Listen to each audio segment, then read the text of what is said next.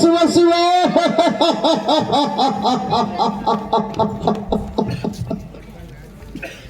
ಏನು ಮಾಡಲಿ ಅಲ್ಲಿಗೆ ಹೋಗಲಿ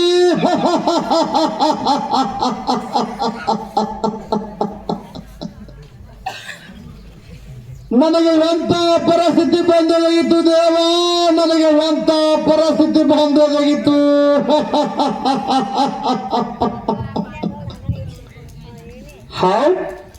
ಹೊನ್ನಂಗಿ ನಾಡಿನ ರಸನ ಗುರುದು ಹೋಯಿತು, ಬಂಕನಾಡದ ಗಡಕ್ಕಿ ಹೋಯಿತು, ಹಳ್ಳದ ಮಣ್ಣದ ಹೊಲ ಕಂಟಿ ಕುರಾಣಿ ಹತ್ತಿ ಬೀಳಬಿತ್ತು.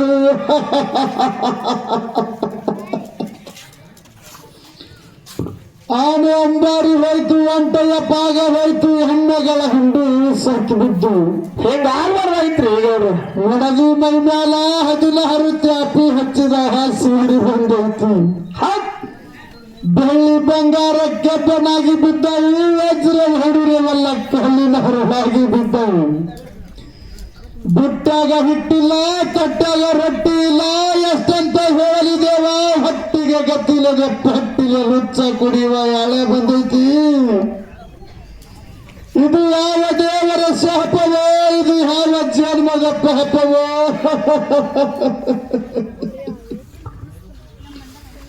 ಎಂಬುದು ತಿಳಿಯದಂತಾಗಿದೆ ಗೌಡತಿ, ತಿಳಿಯದಂತಾಗಿದೆ. ಗೌಡರೇ ಬರ್ಲಿ, ನೀನು ಚಿಂತಿಸದಿರಿ, ಮನಸ್ಸಿಗೆ ಧೈರ್ಯ ತಂದುಕೊಳ್ಳಿರಿ. ಏಕೆಂದರೆ ಬಾರದು ಬಪ್ಪಲು ಬಪ್ಪಲು ತಪ್ಪಲು, ಯಾರಿಗೆ ಬಿಟ್ಟಿಲ್ಲ ಎಂಬಂತೆ ನಮಗಾದರೂ ಸಂಕಟ ಬಂದೊದಗಿದೆ. ಬಂದದ್ದು ಬರಲಿ, ಸದ್ಗುರುವಿನ ದಯೆ ನಮ್ಮ ಮೇಲಿರಲಿ. ನಾನಾದರೂ ರೈತರ ಋಣೆಗ ಹೋಗಿ ಅವರ ಮನೆಯಲ್ಲಿ ಕುಟ್ಟುವುದು ಬೀಸುವುದು ಮಾಡಿ, ಕಸ ಗೂಡಿಸಿ ಮುಸುರೆ ತೊಳಲು, ಮನೆಗೆ ಇದೆ ಅಕ್ಕಿ ಇದೆ ಜೋಳ, ಹೀಗೆ 3 ದೊಡ್ಡ ತಂದಿರುತ್ತೇನೆ. ಅವುಗಳನ್ನಾದರೂ ದಿನಾಲು ಬೀಸಿ ಕುದಿಸಿ ಹೊಟ್ಟೆ ಪಾಡಿಗಾಗಿ ಪಟ್ಟೆಯಲ್ಲಿ ನುಚ್ಚು ಮಾಡಿಕೊಂಡು ಕುಡಿಯೋಣ, ನುಚ್ಚು ಮಾಡಿಕೊಂಡು ಕುಡಿಯೋಣ. ಶಿವ ಶಿವ.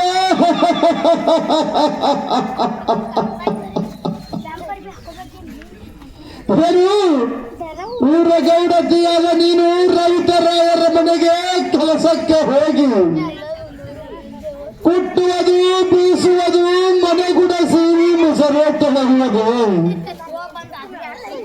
ಬೇಡ ಗೌಡತಿ ಬೇಡ. ನಮ್ಮದು ಮರ್ಯಾದೆಯಿಂದ ಬಹಳದ ಮನೆತನ.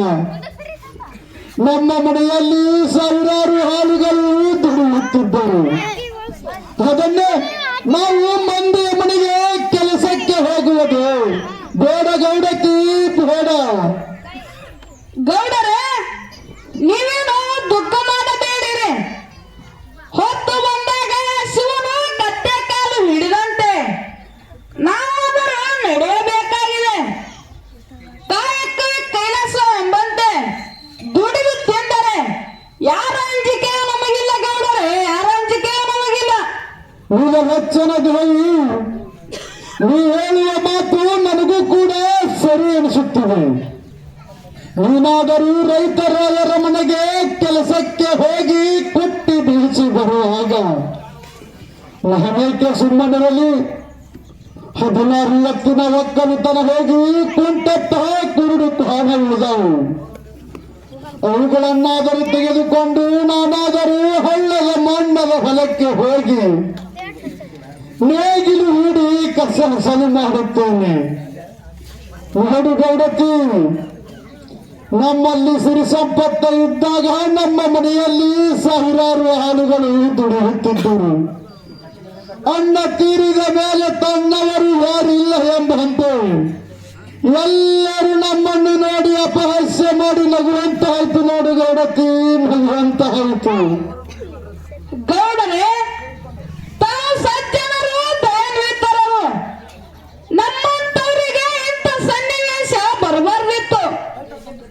ನಮ್ಮ ಶ್ರೀಮಂತಿಕೆ ಎಂದು ಎಷ್ಟೋ ತಲಾಂತರದಿಂದಲೇ ಬಂದದ್ದಾಗಿತ್ತು. ಒಮ್ಮಿಂದೊಮ್ಮೆಲೆ ಹಾಳಾಗಿ ಹೋಯ್ತಲ್ಲ. ಗೌಡರೇ, ಇಲ್ಲೊಂದು ಏನಾದರೂ ಕಾರಣ ಇರಬಹುದು. ಗೌಡರೇ, ನಮಗೇನಾದರೂ ಮನೆಯ ದೇವರ ಕಾದಾಟ ಇರಬಹುದೇ? ನೀನು ಹಚ್ಚರ ಧ್ವನಿ, ನೀ ಹೇಳುವ ಮಾತು 100ಕ್ಕೆ 100 ಸತ್ಯ ಇದೆ. ಏಕೆಂದರೆ ನಾವಾದರೂ ಸಿರಿಯ ಸಂಪತ್ತಿನ ಅಮಲಿನಲ್ಲಿ ದಾನ ಧರ್ಮ ನಮ್ಮ ಮನೆಯ ದೇವರು ಯಾರೆಂಬುದನ್ನು ಮರೆತಿದ್ದೇವೆ. ಹೌದು ಗೌಡತಿ, ನಮ್ಮ ಮನೆಯ ದೇವರು ಯಾರಿರಬಹುದು? ಗೌಡರೇ, ನಮ್ಮ ಮನೆಯ ದೇವರು ಯಡೂರು ಈರಣ್ಣ, ಪರ್ವತ ಮಲ್ಲಯ್ಯ, ಕೂಕನೂರ ದ್ಯಾಮವ್ವಂದು ಹಿಂದೆ ನಮ್ಮ ಅತ್ತೆ ಮಾವಂದಿರು ಹೇಳುತ್ತಿದ್ದರು. ನೀವಾದರೂ ಮನೆಯ ದೇವರಿಗೆ ಹೋಗಿ ಬರುವಂತರಾಗಿರಿ.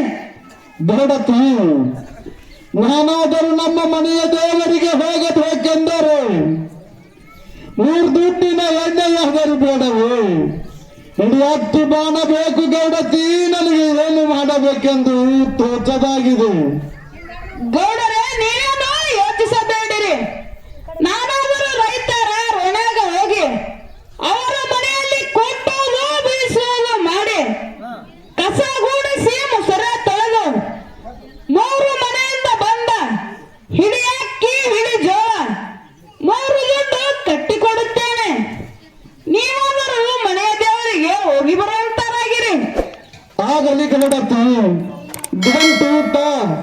ನಾನಾದರೂ ನಮ್ಮ ಮನೆಯ ದೇವರಿಗೆ ಹೋಗಿ ಹರಕೆಯನ್ನಾದರೂ ಕಟ್ಟಿಕೊಂಡು ಬರುತ್ತೇನೆ. ಆಗಲಿ ಗೌಡರೇ.